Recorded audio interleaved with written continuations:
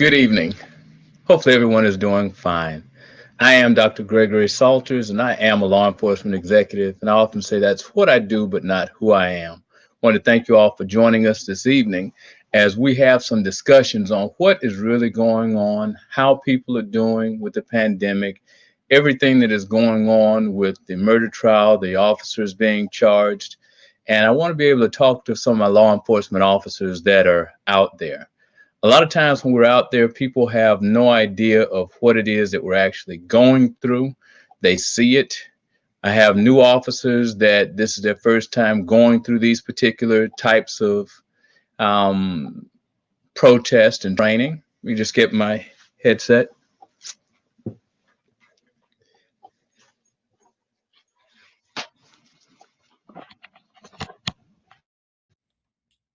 It's a little better. As we're having these discussions on what's going on with our community, how officers are feeling, I don't know about you all, but it is a very interesting time in our society. We're having a lot of things that are going on that we've never seen happen before. Let's look at how everything is happening, particularly down here in South Florida. You're dealing with the pandemic, we're dealing with the protests everywhere. Then we're going to be dealing with our hurricane seasons coming up, a lot of things that are coming into play. And a lot of times, what we're looking at right now, we are looking for leaders. We're looking for individuals that are going to be stepping out and taking that leadership role. And one of the things we say, what is a leader? A leader or leadership is influence, nothing more, nothing less.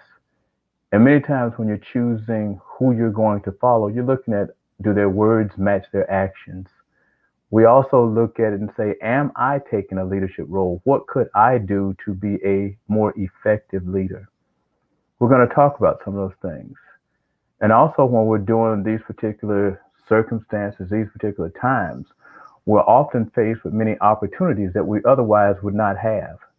A lot of times when individuals are faced with difficulty, you have an option. You can either sit there, or as I often tell people, those that know me, I'm like, make it happen. And you might even see it sometimes say hashtag make it happen. Because at the end of the day, people want to know, did you get the job done? And also, when you're looking at this, I've had some very heart wrenching conversations with some officers. It has been across the gamut. I've had an opportunity to speak with officers of all races, all backgrounds, and it is very refreshing when you're talking to other professionals that are here and genuinely are opening up, wanting to know how are each other feeling, what are you going through, how do we actually process everything that we're dealing with. How do you deal with, in the scholarly world, they'll say the cognitive dissonance, to where you're believing one thing but you're seeing something else? How do you met those two out? How do you put things together? We're looking at things to where many things that we're experiencing now, many people only saw on videos and never really were involved in actual protest, whether they were marching in the protest or working in law enforcement in the protest. And one thing, as a law enforcement professional, we are sworn to serve the entire public.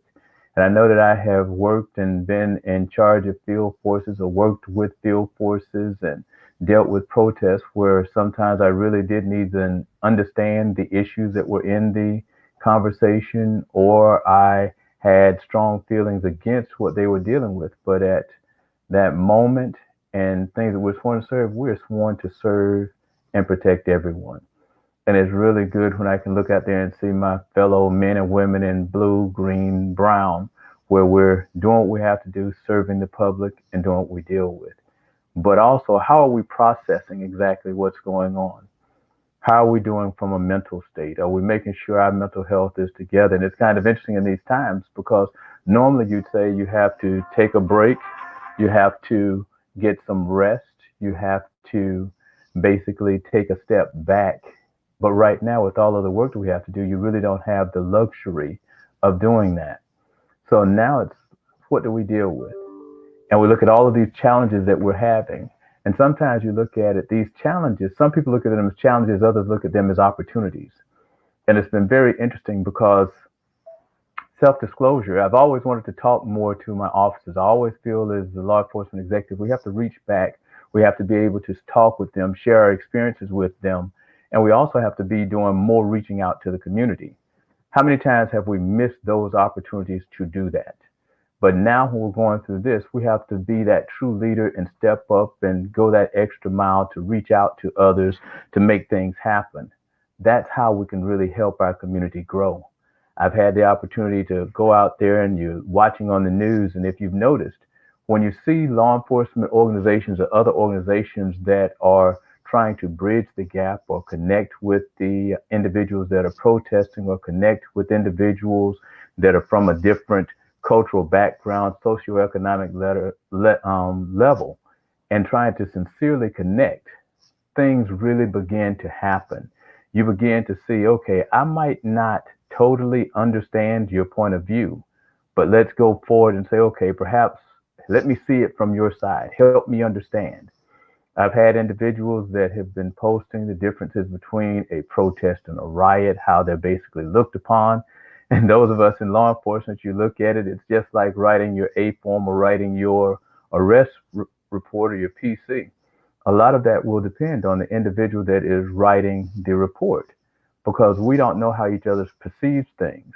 But when we go out of our way to try to see what others do, we're just beginning to take those opportunities. I don't know about you all. It's kind of like right now, one of the opportunities I've seen some organizations do, I've seen organizations that have been out there, and you all have seen some organizations who've actually taken a knee at some of the protests. You've seen some of them actually join in some of the parades. You've seen how some have basically taken a back seat and have said, hey, we understand that they wish to protest. As long as they're protesting and are not destroying anything, we're going to let them exercise their First Amendment rights and protect them as they do that. So you've seen a gamut of responses. Which one really works in your community? What is it that you have done? As a law enforcement officer, I've had individuals telling me how difficult it is being out there. When you're talking about those of us that are Black law enforcement officers, it is a different kind of feeling that we have. It is a different, it's different when you grew up in the neighborhood and you, or else you have been vested in the neighborhood and things are happening in the neighborhood and the community is looking to you for answers, looking to you for leadership, and they can be very opinionated and not really understanding a lot of the police procedures, our processes. So it's our responsibility at that time to continue being a part of the community. The community depends on us. And it's kind of like when you look at the community-oriented policing philosophy. Some organizations, they have units in the agency that does community-oriented policing, which when you go back to how things started, some started in a unit, and then they grew to the agency. Then it can become an agency culture. But when you're looking at it, sometimes what is community engagement? Have we really taken this opportunity to use these incidents and the pandemic and the murder of George Floyd to allow us to engage more with our community? And then look at it and we say, we think about it, what tools are in place or what do we actually have? And like many times in law enforcement, our tools are right there in our hands. I don't know how many have really looked back at your procedural justice and you look back at it. I talk about it a lot because I've looked at, and I've looked at some of the philosophy of it. When you're looking at it, have you really taken that opportunity to say, hey, within your organization, have you talked to your officers and gave them some voice? Have you talked, if you're an officer, have you talked to your supervisor and management, given them some voice to see what is it that we're really dealing with? Are we really being fair with each other? Are we being transparent? And are we being impartial? Because once we do that, that really opens up our communication with the public. It opens up our communication within the organization. And when we do that, then we can really begin to build a stronger community. Because when you look at the procedural justice and what it is really working towards, it is really talking about officer safety. When you're talking about officer safety, if you give individuals voice and if you give them and being impartial with them and you're being fair, a lot of times that can reduce the chances of hostilities. It can reduce the chances of misunderstandings. And so therefore that really helps us grow as an individual. It helps us grow as a people. It helps us grow and understand each other. One of the things that we're also dealing with is the fact that when the protesters are going, how many of us are really looking within our organizations and touching base with those officers and employees that we have that are from the community?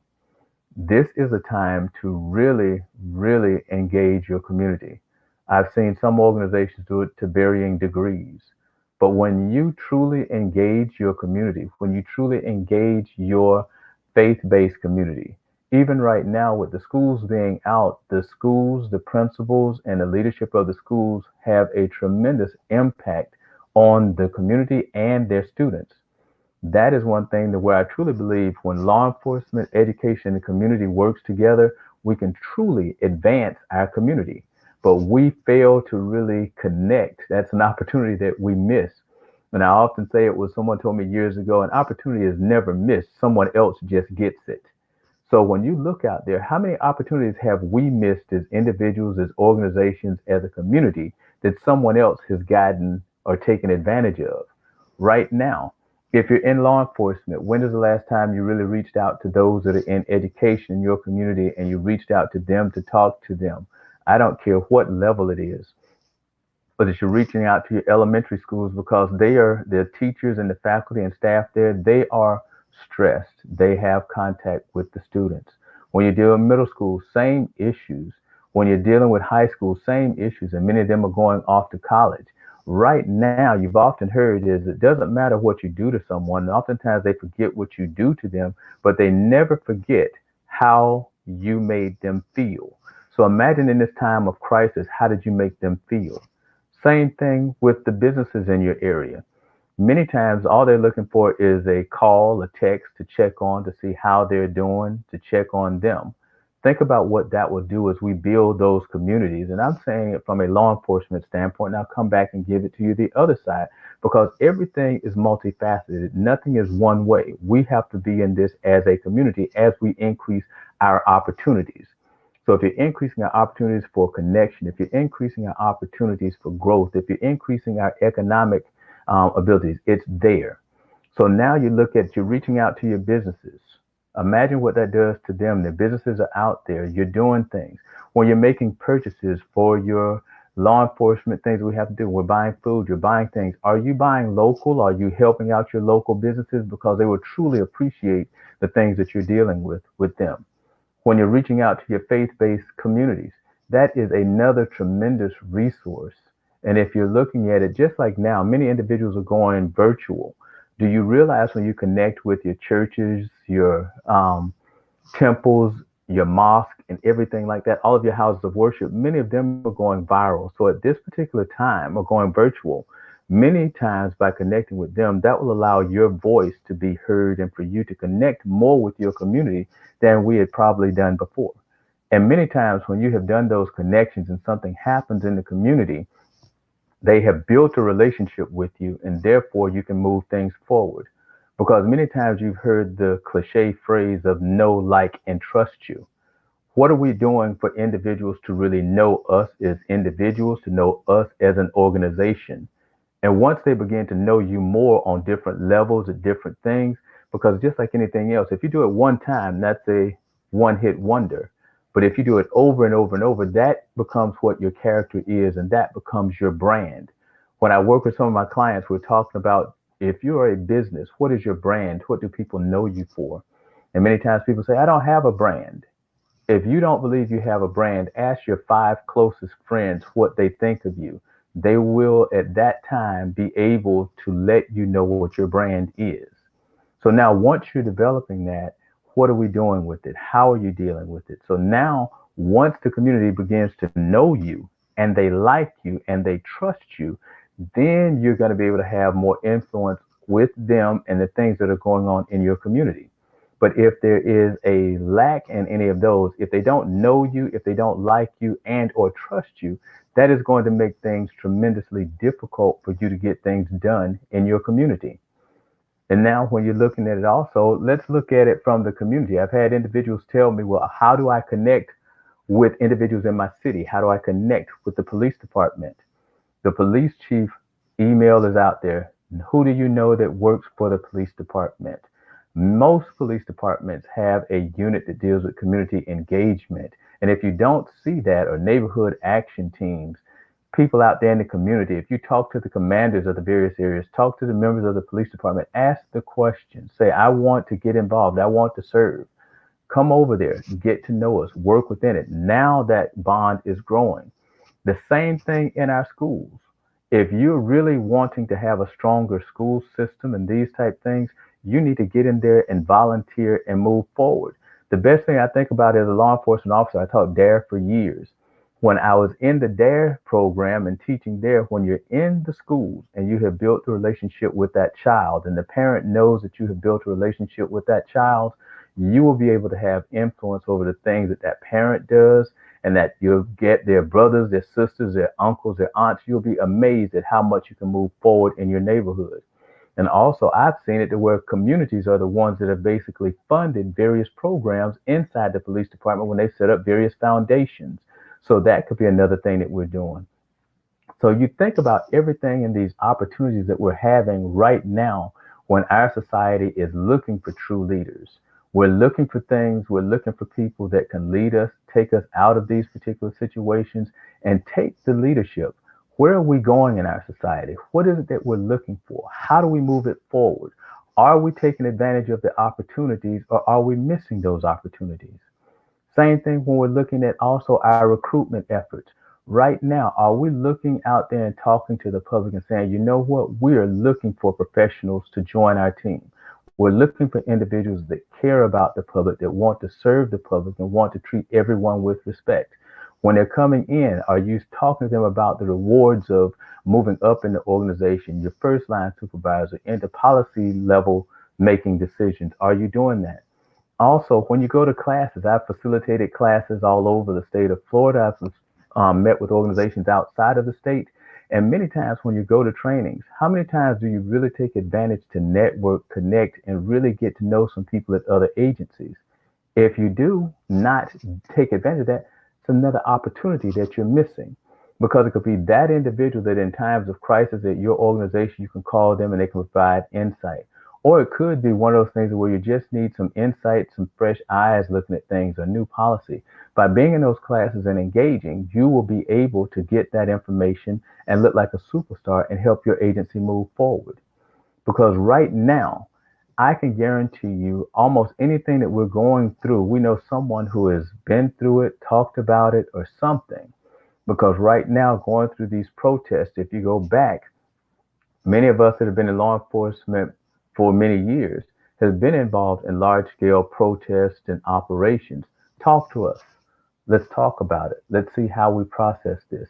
We need to create a safe space for us to talk about the tough issues, talk about it candidly so that we can really move forward.